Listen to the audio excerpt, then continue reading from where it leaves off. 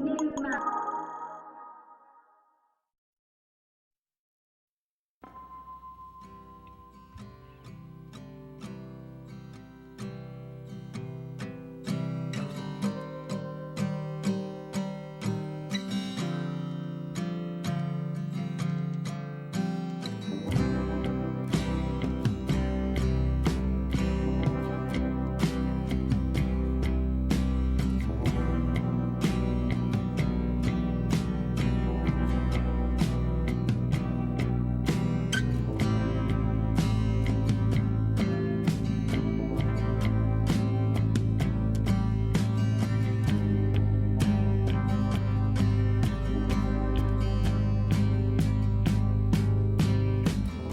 couple years ago, I was with my family, and we were spending some time in this cabin in the woods on the edge of this remote lake. And I mean, we were deep in the middle of nowhere. And one morning, my son Trace and I, we woke up and set out to take a walk around the lake. It was one of those mornings, like not a cloud in the sky, and the birds are singing, and my son Trace, he's about a little over a year old at the time. And so he's making all these little chirps and squawks that one-year-old boys make. And I had him in one of those hiking backpacks where he rode back here. So as I walk along, I can hear him making all his noises. And so we head out through the woods to walk around the lake. And it's just one of those, do you ever have those moments, like, if you could just freeze them? It's just so beautiful. And we get to the other side of the lake, and we're exactly at the halfway point. We're the farthest possible point from the cabin, and we're rounding the bend to head back, and I look up and I notice clouds. And then it starts to rain. It always rains, doesn't it? It's interesting because the scriptures say all sorts of things about rain and storms. When Jesus is teaching about what it means to live like the fullness of life in his kingdom, when Jesus speaks of it, he speaks of two different people.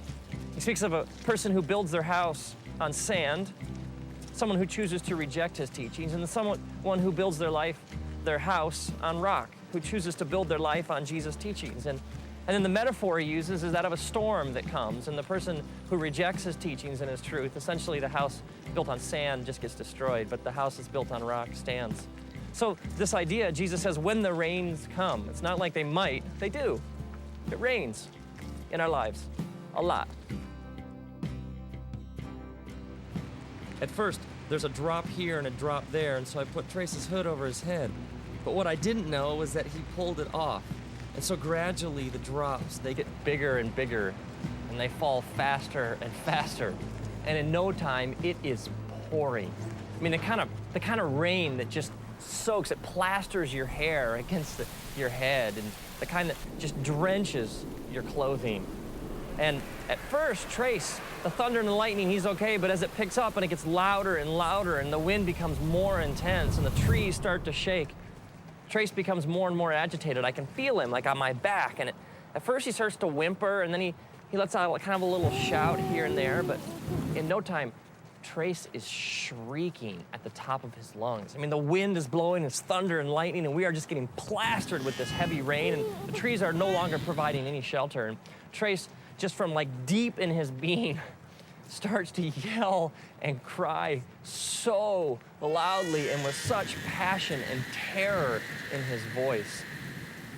It's interesting, because if you take like the word cry and you search the scriptures, you find this word comes up over and over again. Like even the book of Psalms, just the book of Psalms. If you're like start reading through, it speaks over and over and over again of crying out to God. And God says these amazing things, like he says, when you cry out to me, I listen. He even says, I cannot ignore the cry of somebody who's afflicted. It's like if I'm hurting, lost, soaking wet, scared, confused, God says, you cry out and I hear. God even says that when you cry, he's close to the brokenhearted. He's close to those who cry out and admit they're scared, lost, soaking wet, and confused. See, there is this false, twisted idea out there among religious people that somehow you got to have it all together to have a relationship with God. That like somehow God's only looking for people who have no problems and have it all nailed down and can put on like the happy face all the time. And yet the scriptures speak directly against this kind of thinking. I mean, Jesus is even just straight ahead, and he says, "Come to me, all you who are weary and heavy laden." I mean, the essence of salvation is crying out to God and admitting, I don't have it all together. It's admitting I am lost, I am hurting, and this sinful nature that I carry around with me has really screwed things up for me. And God, if you don't show me the way home, if you don't fix things, if you don't step in, I am dying here. And this kind of thinking is all throughout the scriptures. It's over and over again. God says to us, when you come to me with all your junk, come to me with your problems, come to me all screwed up, all messed up. Let me take care of it. Jesus even sets out looking for people. He even says this. He says, I'm not looking for the healthy. I came for the sick. It's interesting if you think about the storm from Trace's perspective. For Trace, the storm is his reality. He sees nothing else. The lightning and the thunder and the trees swaying and the raindrops and the water just dripping off him. It's all he knows. He sees no reality beyond this storm. What Trace doesn't realize is that as his dad, I would do anything to get him home.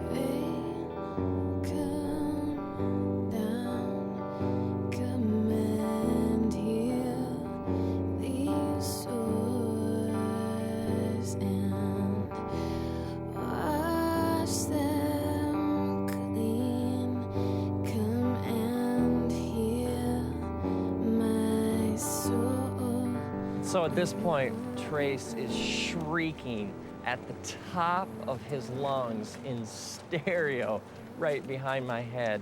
And I stop and I kneel down and I take him out of the pack and I pull him close to my chest and I wrap my arms around him and I hold him so tightly up against my heart. And for the last mile of our walk, the entire time, I bend over and I whisper into his ear over and over again, I love you, buddy. We're gonna make it. Dad knows the way home. We're gonna make it. I love you, buddy.